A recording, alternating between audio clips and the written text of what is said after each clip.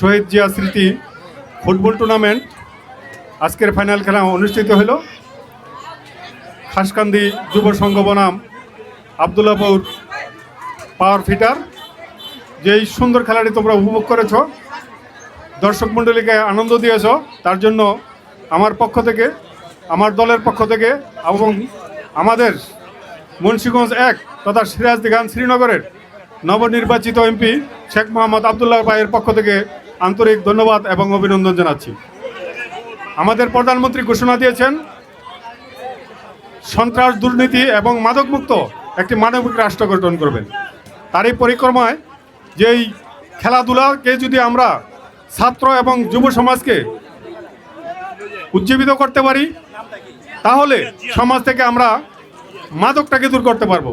তাই এই এলাকার সচেতন ব্যক্তি, গণ্যমান্য ব্যক্তিবর্গ এবং আমার পাশে বসা এই ইউনিয়নের বর্তমান চেয়ারম্যান বন্ধু আওলাদ হোসেনকে অনুরোধ করব, আমাদের প্রত্যেকটা ইউনিয়নের খেলার মাঠে যেন এই খেলাগুলি পরিচালনা করা হয়, সেটা আপনি উদ্যোগ নেবেন।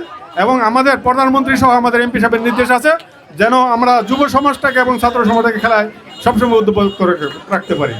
আজকের যারা আয়োজক তাদেরকে আমি অভিনন্দন জানাবো, ধন্যবাদ জানাবো সুন্দরভাবে তোমার এই খেলা পরিচালনা করার জন্য।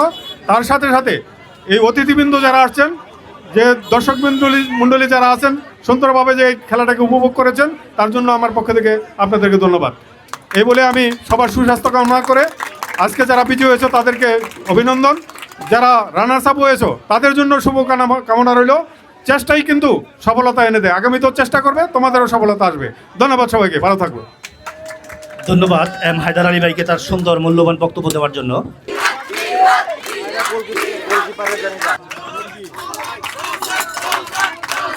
এম হায়দার আলী, নাম কি? চেয়ারম্যান আওলাদ হোসেন ভাই জানাচ্ছি